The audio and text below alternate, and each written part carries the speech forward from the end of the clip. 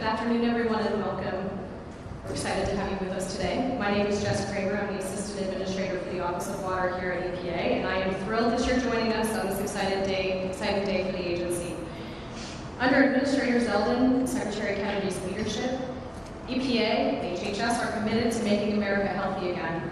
To help achieve this goal, we are going to highlight a comprehensive strategy today to address PFAS in water. Today's event will feature a roundtable discussion with companies that offer technologies to capture and destroy PFAS. We will make a new funding announcement, and we will also announce 2 proposed rules that are going out for public comment. These rules will update drinking water requirements for several PFAS. The message today is that EPA is delivering real solutions to reduce PFAS exposure for Americans. Today's announcement, combined with the agency's recently announced PFAS out strategy and a forthcoming proposed rule to address PFAS before it is discharged to our waterways, make that clear.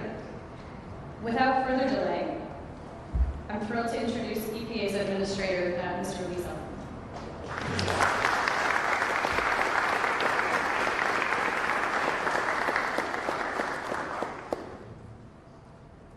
I want to start off by taking a moment to thank everyone for being here today. Of course, Secretary Kennedy and our distinguished panelists for an important conversation to discuss PFAS and the agency's and admin's robust efforts to be able to combat it. I want to thank the water professionals, the state and local officials, and the community leaders who are here in this room as well. PFAS is not something many Americans had even heard of about 10 years ago, but so much has since changed. I had my first opportunity to get involved in a pretty big way combating PFAS when I was elected to Congress in 2014. Secretary Kennedy well knows from all of his involvement in New York on water issues. PFAS was a very big issue in the 1st Congressional District of New York. We had the Bresky Airport. We had an issue in EPCAL, where it's that old Runyon site, Brookhaven National Lab. There are areas where firefighting was done all over the east end of Long Island. So we had to get involved very quickly, joining the PFAS Task Force, voted for the PFAS Action Act. But very quickly, once I got to that position, I realized just how much of a big issue, an urgent issue this is for my district, but also with coming to Congress and speaking to members of the House and Senate on both sides of the aisle, just how big of an issue this was all across the country. In another perspective, is somebody who was spending the remainder of my time in the military and the reserve, I was learning about all of the military installations across the country with massive cleanup costs related to PFAS, viewing those issues from that standpoint after switching over to becoming a reservist in the JAG.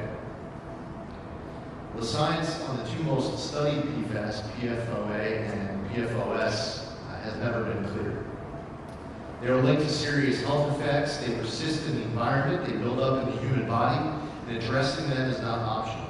It is essential to making America healthy again. So the question is not whether to act on PFAS, it's how. And we're answering it the right way, by following the law, following the science, tackling PFAS not just at the tap, but all across its full life cycle, and backing it up with real investment and real support. Let me start with what the EPA is already delivering.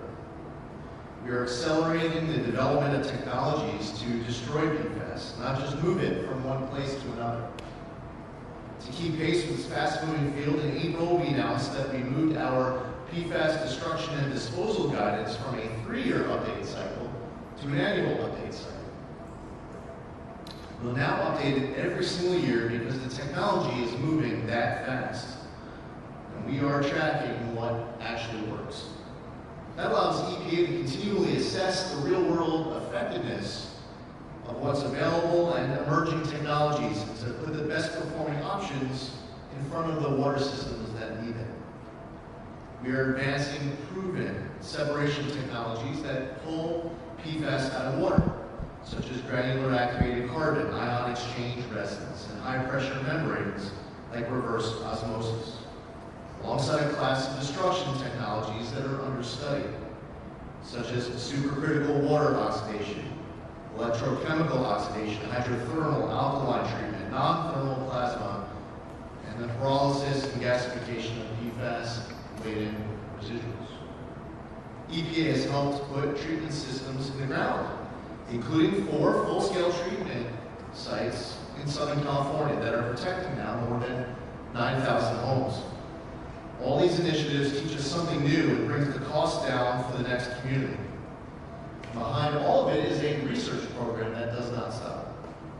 During a recent trip that I took to Raleigh, North Carolina, I had the opportunity to visit Research Triangle Park, visit the laboratories where EPA's amazing scientists right now, while we're here, are very actively engaged in very important research to be able to combat PFAS across this country.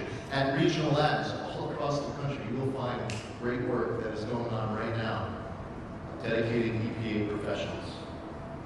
Our scientists are building better tools to detect these chemicals, methods that can now find dozens of PFAS compounds in everything from groundwater to fish tissue while studying the thousands of PFAS. The Trump EPA, working with Secretary Kennedy and HHS, is advancing a PFAS strategy that is built to last. And our efforts are backed up with serious resources. Today we are announcing nearly $1 billion in grant funding for small and disadvantaged communities. That brings the total available under that program to $5 billion over 5 years. On top of that, roughly $4 billion is available through the Drinking Water State Revolving Funds and $6.5 billion in low investment financing through WIFIA. This is a lot of money.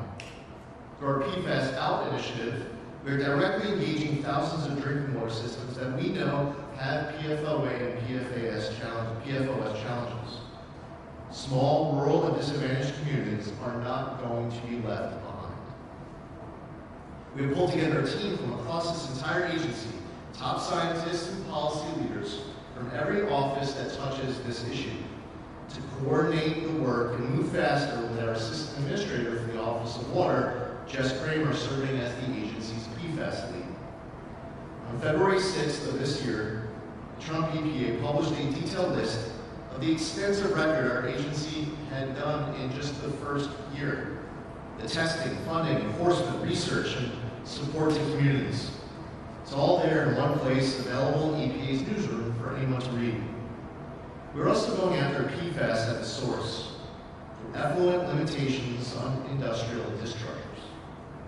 We also believe that those who place PFAS into the environment should be the ones responsible for legacy cleanup costs, not passive receivers and not the public. Decades-old laws like CERCLA and RCRA were built without PFAS in mind. And that's a challenge that right now is in front of Congress, is updating these laws with everything that we now know as it relates to PFAS. That's why it's important for Congress to act to protect passive receivers and make sure liability falls where it belongs, not on the families paying the water bill. That brings me to the regulations themselves. Now, there are 2 ways to act on PFAS. You can do it the way the last administration did, where a regulation would be rushed out the door, certain steps were skipped as the law had required, and the water systems were giving deadlines that many of them have communicated to us that they're going to have trouble meeting, and we left the rule open to be struck down in court. That approach makes for a good press release, and it doesn't make for cleaner water. Or we can do it the right way. We're going to follow the law, follow the science, give water system standards they can actually build their compliance programs around. And as I mentioned earlier, tackle PFAS not just at the tap, but across its full life cycle. And we have to back it up with real investment and real support. First, we are holding the federal drinking water standards for PFOA and PFOS. The science on these 2 chemicals is some of the strongest of any drinking water contaminant we regulate. Those levels are staying. Second, we're proposing an opt-in extension for water systems that need more time to comply. And that does not mean a blanket delay. The 2029 deadline still applies. For systems that affirmatively request additional time and that meet the criteria we will set out in the final rule, they can potentially receive up to 2 additional years until 2031 to get their treatment in place. Systems that don't opt in will stay on the original timeline. This is about being realistic. Technologies are still being developed. Congress is considering what to do about the passive receiver situation, and costs hopefully will be reduced substantially over the coming years. A deadline you cannot physically meet is not a public health protection. It's a setup for litigation, delay, unintended consequences, and hardship. Third, as previously announced, we are proposing to rescind and restart the regulation for 4 other PFAS: PFHXS, PFNA, Gen X chemicals, and PFBS as part of the hazard index. And it's not because they don't matter. They might warrant strict standards, possibly even stricter than what was previously regulated. But because the previous administration didn't follow the procedural and substantive step-by-step requirements of the Safe Drinking Water Act when regulating them, that rule has been extremely vulnerable legally and already subject to ongoing litigation. If a court throws it out later, we can lose years. The Safe Drinking Water Act requires a sequential approach to regulation, where the agency must first propose to regulate a particular drinking water contaminant and then seek public comment on whether the idea of a regulation is appropriate. Only after the public has had the opportunity to comment on that proposal, and when the EPA has then finalized a determination to regulate, may the EPA then publish a proposed rule regarding a new regulation of that contaminant. Instead of abiding by that process set out in the Safe Drinking Water Act, the Biden EPA combined steps simultaneously, which isn't permitted, denying the public a chance to weigh in on the threshold question for PFHXS, PFNA, HFPODA, and the index PFAS prior to locking in a new standard. So we're going to do this again, and we're going to do it right. And this could result in stronger requirements, and they will be built on a record that will hold. And not for nothing, it's also important to point out that technologies that are developed to meet an FCL, PFOA, and PFOS can also incidentally and very consequentially be treating other forms of PFAS in the process. I'm looking forward to today's conversation to be able to talk about that point as well. Now, I'll close with this. Every American deserves to know that the water coming out of their tap is safe. And the EPA is going to deliver on that by following the law, following the science, and giving water systems the time, tools, and support they need to actually get the job done. Now, I'm looking forward to speaking today with everyone here about the ways we can address PFAS to ensure future generations have safe drinking water, land, and air. And it's my great honor at this time to introduce somebody who has been a pioneer as it relates to PFAS, a passionate advocate for safe drinking water. Somebody as a New Yorker, I've seen firsthand how strongly his contributions have resulted in better water quality throughout the state. He has been a great leader with the Make America Healthy Again coalition and movement. It's been an honor to serve with him, and we're grateful to have him here with us today, Secretary Robert Kennedy.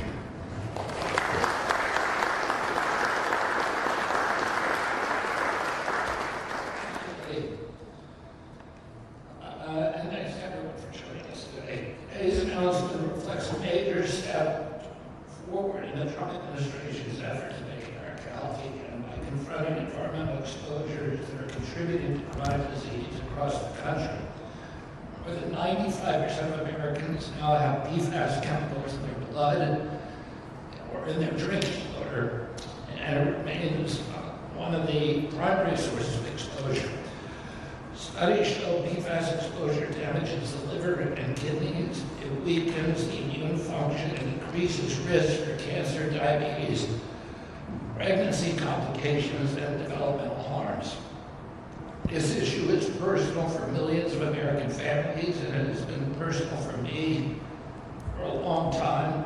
For decades, communities were exposed to these chemicals without transparency or accountability. Years ago, beginning in 2001, I worked with families in Ohio and West Virginia whose drinking water had been contaminated by PFAS contaminants released into their communities. That case helped expose the scale of this problem nationally and resulted in a $671 million settlement for affected residents. Mark Ruffalo later made a movie of that lawsuit called Dark Waters, and it was one of the vehicles by which the PFAS problem became known to the American people. And I've worked also on many other PFAS cases. As the president of Waterkeeper Alliance, we had PFAS cases on the Tennessee River in Alabama, all over the country, and many of those were milestone cases that really brought PFAS to the attention of the American public. I feel very fortunate. Now, one of the great other champions in PFAS in this country is somebody I'm serving with in the cabinet with, is Lee Zeldin. Lee, when he was congressman from the eastern end of Long Island, had 3 major PFAS contaminant dump zones in his district, and he spent a lot of time and attention championing the cleanup of those. And then when he came to Congress in 2014, he joined the PFAS task force. And he was one of the few Republicans who supported the PFAS legislation that began this process. I've read a couple of articles in the corporate media that suggest that EPA is trying to roll back PFAS regulations. It's not true. I've met repeatedly with Lee and his staff, and they're completely committed to ending exposures in a way that's legal and practical. As Lee pointed out, the Biden administration passed a rule very hastily in which they ignored a Clean Water Act mandate for a public comment period. That made, I brought many Administrative Procedure Acts and Clean Water Act cases, hundreds of them literally, and I can tell you that that was a fatal flaw. This regulation from the Biden administration would not stand a court challenge, and the court challenge has already been filed. And what we're doing today is saving years from a process where that regulation would get thrown out and we would have to start again. And we're doing it in a way that maintains the Clean Water Act levels, the maximum contaminant, Safe Drinking Water Act levels, the maximum contaminant levels, and gives maximum production as quickly as possible to the American public. And one of the really exciting things that's happened since Administrator Zeldin and I came in 16 months ago, there's been an explosion in technology. We're removing PFAS and destroying it. That makes it much more, that will make it much more affordable for these little water districts that are already besieged by costs, and many of them are near bankruptcy.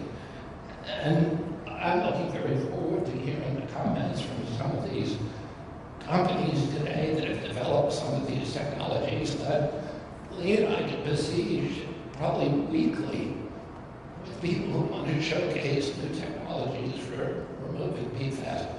Well, I'm very encouraged. Plus, we have a president who's completely committed to removing PFAS, to understanding it, understanding the exposures, and to eliminating those exposures for the American public,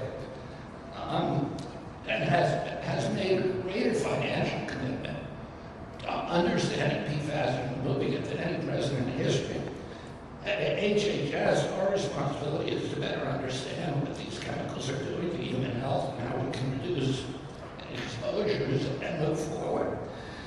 NIH and our other federal health agencies are currently supporting more than 40 research groups studying how PFAS exposure affects children's development, pregnancy outcomes, immune function, metabolic health, fertility, liver toxicity, and chronic disease risk. Researchers are studying how PFAS exposures during pregnancy may affect birth outcomes and childhood development. Other NIH-supported work is examining links between PFAS exposures and immune system suppression, inflammation, liver injury, and metabolic disorders like obesity and diabetes. Emerging research is also exploring how PFAS may alter the gut microbiome and contribute to chronic disease. Last month, HHS launched STOMP, Systematic Targeting of Microplastics, a first-of-its-kind federal initiative focused on improving how the government measures, studies, and removes microplastics and nanoplastics from the human body. We are expanding research into the environmental drivers of chronic disease with transparency, accountability, and gold standard science. At the same time, the EPA is taking important action to reduce PFAS exposures before they reach the American public. Today's announcement includes nearly $1 billion in new funding to help states and communities address PFAS contamination in drinking water. EPA is also proposing 2 rules that strengthen drinking water protections while giving communities workable and legally durable paths to compliance. Public health protections only work if communities can implement them and if the courts uphold them. Otherwise, communities are left with uncertainty instead of solutions. EPA and HHS are addressing PFAS at every stage, from contamination exposure to treatment, monitoring, and long-term research. Americans want honest science, accountability, and policies that improve health outcomes and protect future generations. This is exactly what we are working to deliver. I also want to say, Administrator Zeldin, I've lived through a lot of EPA administrators, and Administrator Zeldin has been more willing to sit down and meet and have civil, congenial meetings with the environmental community as much as any administration that I've seen in my lifetime. I'm very grateful to him for that. And I look forward to hearing from today's experts about the next generation of PFAS treatment, the destruction technologies that will help us reduce exposures, protect public health, and deliver long-term lasting solutions for the American public.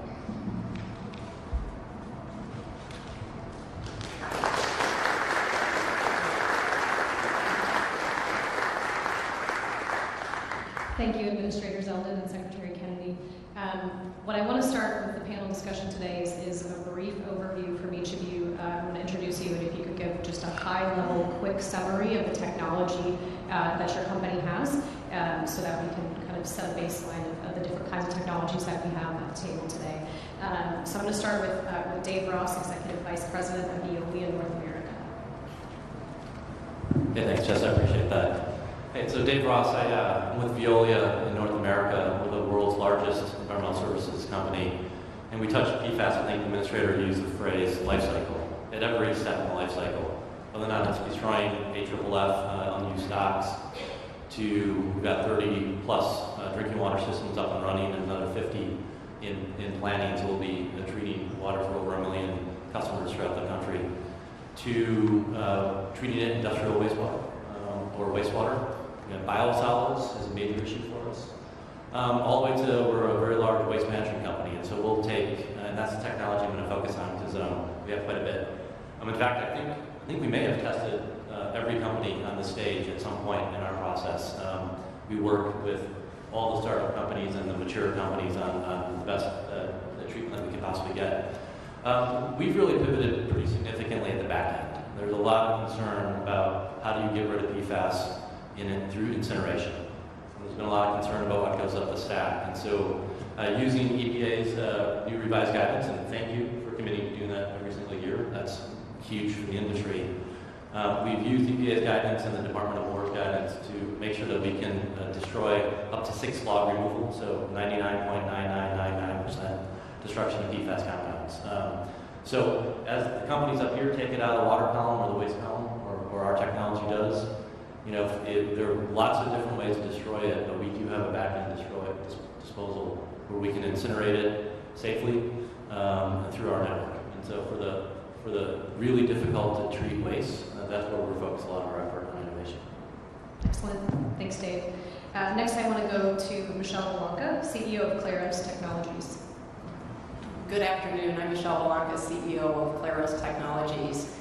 What I'd like to focus on in terms of what we do is really education and awareness and changing the narrative on PFAS destruction. When we talk about destruction, are we talking about total defluorination of PFAS? Are we talking about capture, absorption? Are we talking about concentration? I worked at 3M for 24 years. I'm very familiar with these chemicals, and when I left 3M, my passion was really around how do you go after the destruction part of this problem. So there's two pieces that you've got in the environment right now. You've got the legacy that exists that needs to be cleaned up, right? You've also got the perpetuation of using these materials in many cases for essential applications, right? And how do you keep them out of end of pipe in the environment? And this is where we're focused at Claros. So we do what's called total destruction, defluorination. There's 15,000 PFAS species that are out there. You heard Administrator Zeldin talk about. We're focused on a couple today. But the key at Claros is we do very high-speed destruction, number one. We do it at scale and at source, meaning we're right in those facilities, we're in those industrials, we're in the groundwater. We can go to the municipal site, and we're destroying the PFAS across the long, the short, and the ultra-short.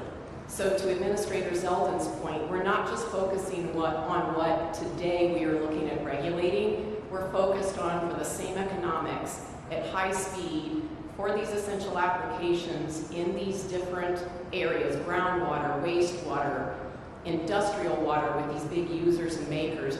How do we provide the public safety for the same economics, the total destruction across the long, the short, and the ultra-short PFAS, with technologies that go into existing infrastructure today and cost pennies per gallon from an affordability standpoint? Because this is how you're going to start to make a difference. You've got to clean up the legacy piece. We do that as well. But if you can take high flow destruction with total defluorination, meaning you're not left with ultra-short PFAS at the end, right?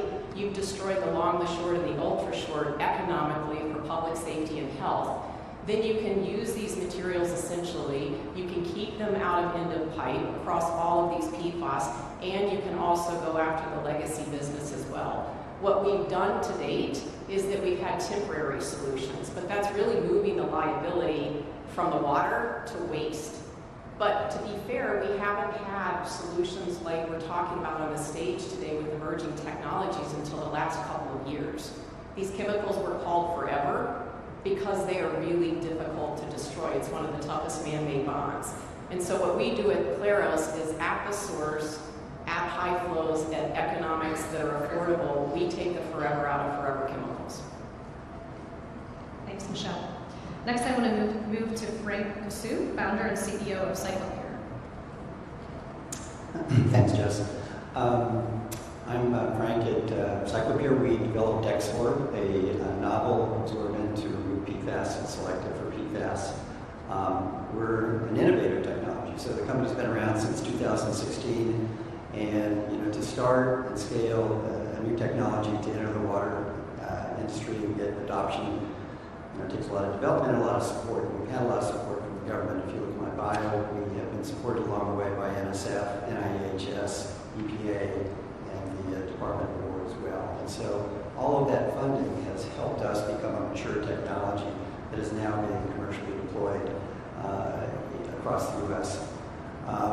As Administrator Zeldin highlighted, it's important to remove PFAS out of the water cycle. So distribution is obviously a critical point so that it's not being consumed by households and residents. But at the same time, you want to be removing it from discharges, so it's not going back into the water cycle from industrial activities and shape. And then you want to tap the storage, which is groundwater remediation as well. So being selective, we're able to work in each of those environmental matrices. So we can work at the drinking water level, we can work at industrial. The industrial side is an economic side as much as it's a health side, because we work with semiconductor companies.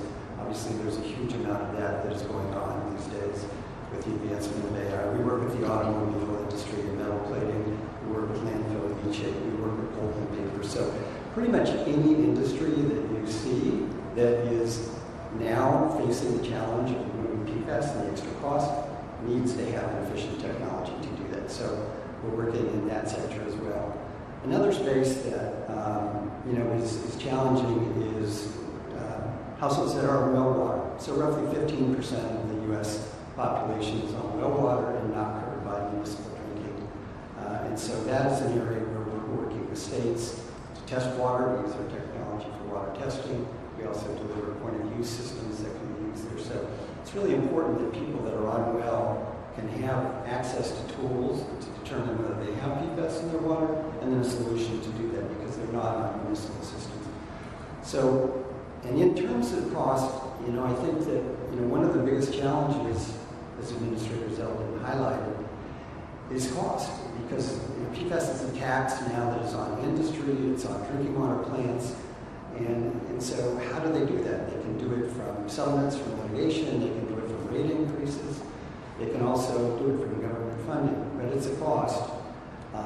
And so with our technology, DexWork, we're selective, so we need less of it at implementation, we need less infrastructure. At the end, and the back end, this is how we work with both Claros and Veolia, we can desort the PFAS, reuse the media, but we also isolate and capture the PFAS concentrate, and then we take that to folks like Claros or Veolia for destruction. So that's a huge, if you think about a project that we're working with in New Jersey, it's 500 metric tons of media. Well, when you get to change out, you've got 500 metric tons of media that has PFAS in it. So what we can do is to sort that PFAS, concentrate it, and then take it to, to destruction. That's extremely important in reducing the cost. So if we can reduce the cost, we're also reducing that funding cap that people are looking to do through government funding or class action settlements.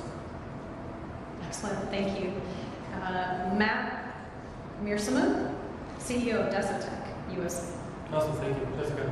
Yes, Martin is my name. I'm CEO for Desotech, an organization that was founded in 1990 overseas, headquartered in Belgium, globally. Active in the US for about 3 years now. We're a company that provides mobile filtration systems for PFAS removal in air and water streams. Essentially, that means that we use products to capture PFAS at the source, bring it to central locations, and destroy it. So, as some of us have said already, that it's forever no more. Our role in public health in the U.S. is to allow industrial sites where PFAS is heavily concentrated, to allow municipalities who need to get drinking water to their communities, and to allow remediation sites to cope with PFAS and to cope with it rapidly. And by rapidly, I mean in a matter of days. We deploy immediately available systems that capture these contaminants and have technology in-house to destroy it fully. What sets us apart in that realm is essentially bridging that gap, because we know that the problem is present throughout the entirety of the U.S. We know it's going to require a lot of capital funding, for which the gratitude to a good result of opening up that checkbook, so to say. But simultaneously, all of these projects are going to take a lot of time. Infrastructure has a lead time. You can only do so many projects at any given point in time, which is a gap which we bridge with Desotech by supplying readily available mobile systems out to both industrial sites as well as municipalities to capture and destroy. Since, again, infrastructure takes time, it takes years to build, but the need, the purification, the removal of PFAS has no time to wait. So we're very happy to be here today.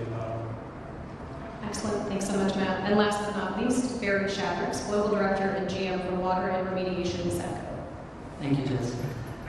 So SETCO is a subsidiary of Minerals Technologies Company, a New York-based company focused on water and remediation solutions that protect communities from harmful contaminants. We've been doing environmental remediation for decades for legacy contamination on large Superfund sites like the Gowanus Canal and Great Lakes area of concern. For PFAS, we're looking at the PFAS landscape holistically. Our technology is versatile in the way that it can be deployed.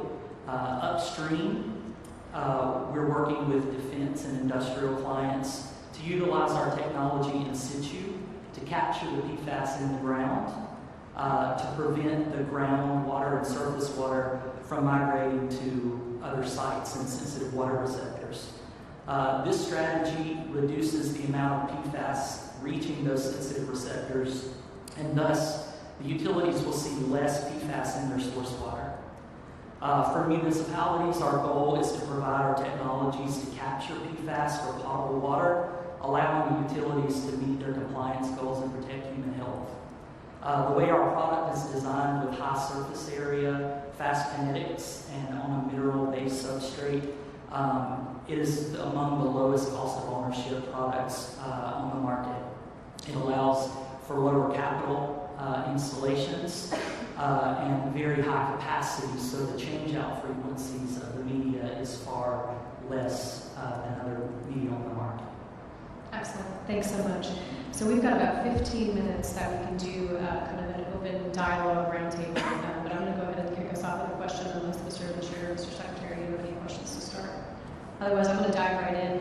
I'd like to talk a little bit about the trajectory of affordability.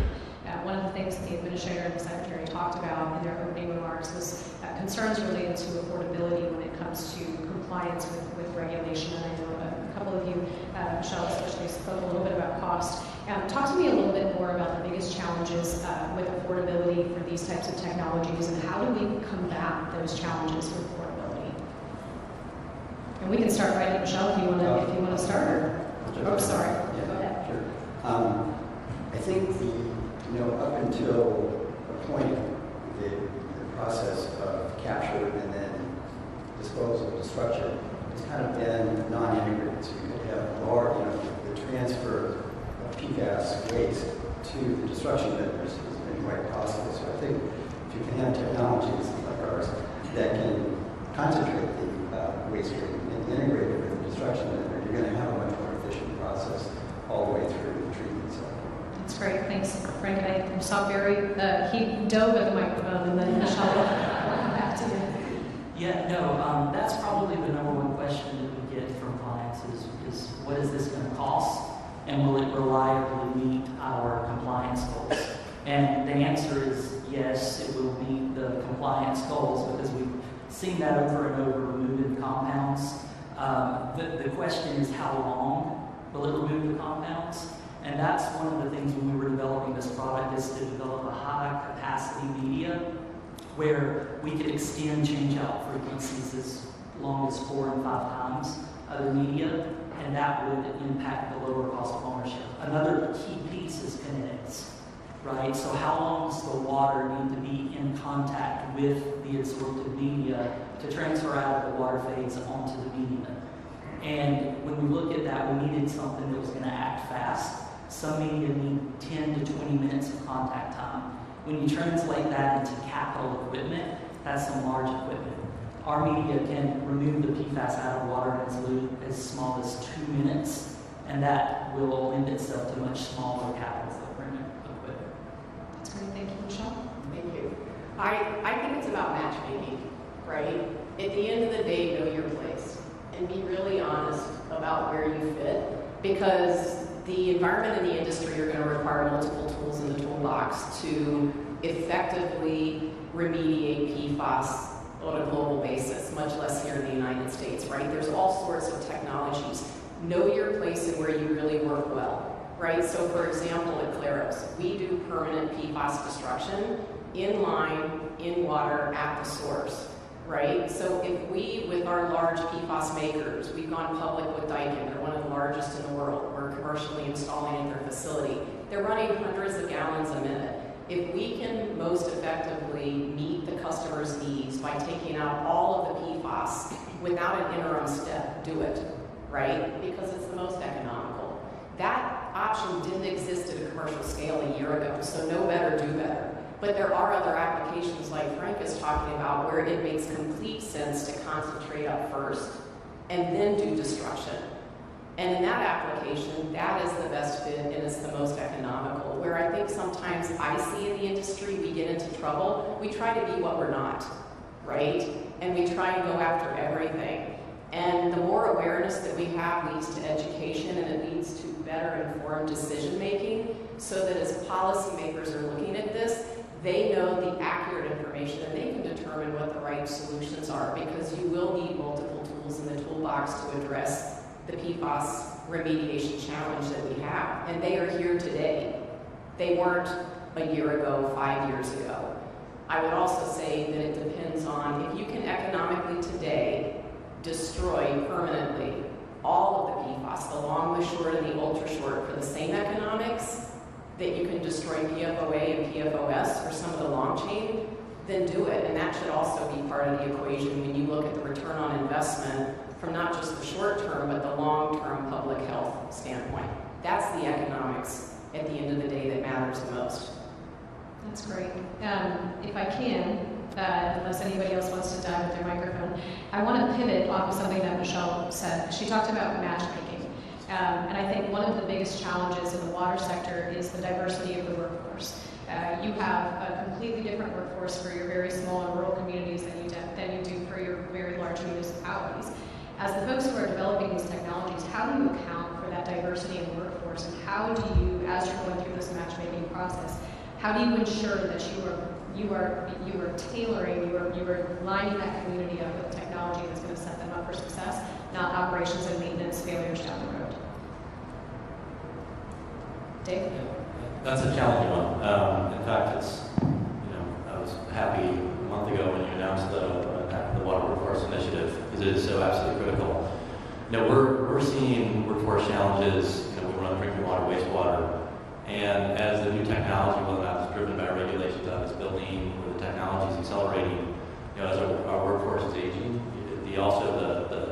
the skills gap is accelerating as well. And so it's a higher technology. Every one of these technologies up on stage is relatively sophisticated to operate. And so you need to be looking at workforce pipeline, the financial incentive and help for rural America is absolutely critical. Because the skill set there to be able to run a system, we've got a lot of systems that we run that are a couple thousand people when we're installing PFAS.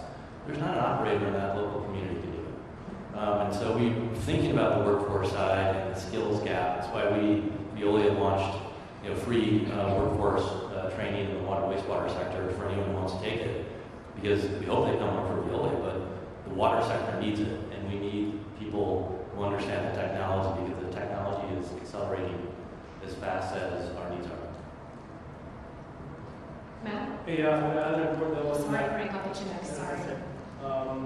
It's crucial, I see this with every single panelist today, that the PFAS problem, as we face it, cannot be solved by a product. All the companies that are here today, including, of course, ourselves with Desertec, we see PFAS as a question that can only be answered with a solution. And the solution means that as a technology provider, yes, you have, whether it is grinder activated carbon, whether it's osmosis, whether it's resins, you have a product, but you need to be able to bring it to industrials, to communities, to municipalities, combined and easy to use. Dave, as you were saying as well, it can't have too many bells and whistles. It has to be easy to operate, and mostly, since you're targeting PFAS at the source, if it is brought somewhere else, you also need to have a tail-end solution. So that has been one thing which has been essential throughout the journey of Desertec, but throughout the journey of many of us here, that yes, we look at PFAS as a problem, but in order to bring it to the market, it has to be a whole full-fledged solution where you can provide, one, certainty, because of course operators, they seek guarantees. They have to be sure if they've added capital in, if they have operational expenses, that it's going to be worth it. That's the certainty you have to provide, and of course simplicity. Easier it is to explain, easier it is to say, I'm going to bring a vessel in, you're going to hook up, and the PFAS is going to be gone. We take it back and we destroy it. Simplicity here is king of the equation. That's great. Thanks, Matt. That makes a lot of sense. Frank, I'm going to turn to you. Yeah. So I think it's a little different between water treatment and destruction. So water treatment for PFAS is pretty straightforward. It's just like traditional methods, packet filtration or gravity. And so we go into communities across the country, whether we're in Kissimmee, Alaska, Muscle Shoals, Passaic Valley, New Jersey.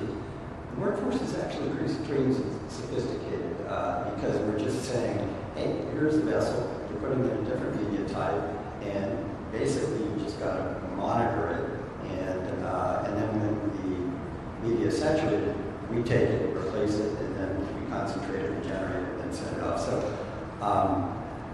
I've been pleasantly surprised, across the country that, the engineering firms that are supporting, local small communities and the people that are working in the plants are extremely proud of the work they do and are very well trained actually. So, like I say, we've got something that's in a remote part of Alaska where, it's serving 85 residents, right?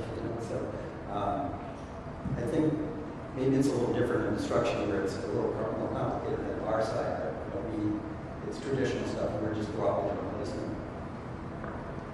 Mr. Administrator? I guess just picking up on the Alaska point, I was in Fort Richardson last June. There was a company with a prototype zero for their company. They were given a contract from the military base to clean up 6,000 tons of contaminated soil of PFAS. Fort Richardson has the challenge of, and Alaska has the challenge of sending their contaminated soil out of state to the lower 48 with a lot of cost. And as they were implementing prototype zero and cleaning up the 6,000 tons of contaminated soil, they learned so much for their next version of the prototype that's going to allow them to scale up, and they were getting increasing confidence that they could get a 600,000 ton contract. And it's economical for them to scale up. It would be more economical for Alaska, Fort Richardson, to be able to clean it up on the spot as opposed to sending it to the lower 48.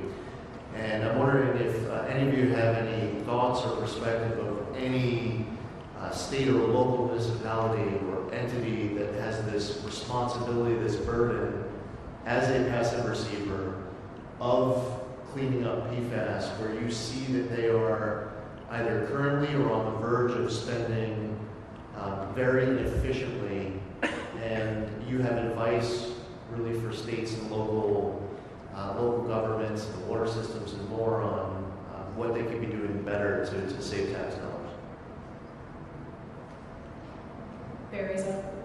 Yeah, on that comment, I would just mention we're doing a lot of piloting around large surface water plants. I think early on, most of our piloting was around groundwater, but in surface water, those large volumes of water that need to be treated is quite extensive. And the thoughts of building a post-polish plant just for PFAS can be very capital intensive. So we're seeing a lot of piloting going on now where utilities are looking at using our technology and a primary filtration methodology to remove TSS and solids as well as PFAS and implementing that into existing infrastructure. And I think that's something that should absolutely be vetted out before large capital spends are being deployed into secondary capital treatment plants. Makes a lot of sense. Dave? Yeah, I would encourage the administrator to take a look at some of the states that are struggling with the biosolid space. There are a few states that have worked out an application ban, Maine, and a few others, and some legislation that's being introduced in New York. You'll see having to do interstate shipment of what used to be handled locally. So you're introducing cost, transportation costs, and disposal costs. And so trying to come up with innovation in the biosolid space that preserves the ability to use the beneficial nutrients in the biosolids, but also protect against the harm from emerging contaminants like PFAS. That's a delicate policy balance, and I think some federal leadership in the state spaces would be helpful. Because you have a lot of communities, particularly in New England, who are struggling with this issue right now. And so I think some additional enhanced guidance in that space. I also think some more innovation grant funding, particularly in that biosolid space, Some of it's just getting the energy cost curve down to make it more affordable. So I think the federal government has a very significant role to play, whether or not it's innovation grants or Department of Energy has a great innovation program. I think that's a focus that can be accelerated in the future. Michelle? I was going to add to that. I think, once again, it does come back to awareness and education, even for these water municipalities. I'll take Minnesota, for example, which is where we're based at Claros. Minnesota's ground zero for the Pfas challenge that we've got. They're one of the two original inventors of these materials, and the amount of contamination and remediation within Minnesota is massive, right? And we're in their backyard as the solution at ground zero. And even within Minnesota, what I'm astounded at, and we're just starting to break it, the tip of the iceberg is there, is cutting through the noise that these municipalities face, because they're being barraged with all of these different types of solutions that supposedly work. And these people have jobs to do without assessing all of this information, and they have incomplete information at their fingertips. So if you and I are in their position and you're running a water municipality and you've got people calling on you, how do you tell what information is legit, correct, scalable, economically affordable? What works? One of the best pieces of advice I would say is look at, can we develop a blanket educational memorandum that real-time basis goes out to these municipalities across the United States of what is best available technology today so that we help them do their work, right? And then they have the ability with the education and awareness to make informed decisions. But we just lived this in Minnesota last week where we're in their backyard, right? Dike has gone public, we're at scale, we're commercial, economical, high flow, permanent destruction, everything a municipality could want. And they were really nervous. Number one, they weren't aware of us. An engineering firm brought us to them, and we're in Minnesota. And then number two, when they brought us, they had all sorts of questions because they just didn't have the right available data in front of them. And so I think it still does also start with education and awareness. I hate to shut down such an amazing conversation, but I do know that the Secretary has a hard out here. So 30 seconds or less? 30 seconds. All right. 30 seconds. Okay, so related to this, there's best available technologies. Currently in the EPA, framework refers to GAC, IXR, and reverse osmosis, so kind of bad, right? It drives us a little bit bad, maybe. So a lot of times we encounter a municipality that says, well, we're only going to go with bad, right? Even though we've got, validated operational systems, we do run into incidences where somebody says, hey, we can't afford any risk, so we're just going to go with bad. We are working through it. Obviously, the more systems we install, the more validation we get. IPRC is helping us get elevated in their new report. So just somehow, if there could be some reevaluation of that for the new technologies that are working or out in the field. It's a very valid point. I see our amazing staff in the Office of Water here in the front row are writing feverishly. So I just want to say thank you to all of our panelists. Thank you, Mr. Administrator. Thank you, Mr. Secretary, for joining us today. Look forward to working with all of you moving forward, and appreciate all of you joining us today.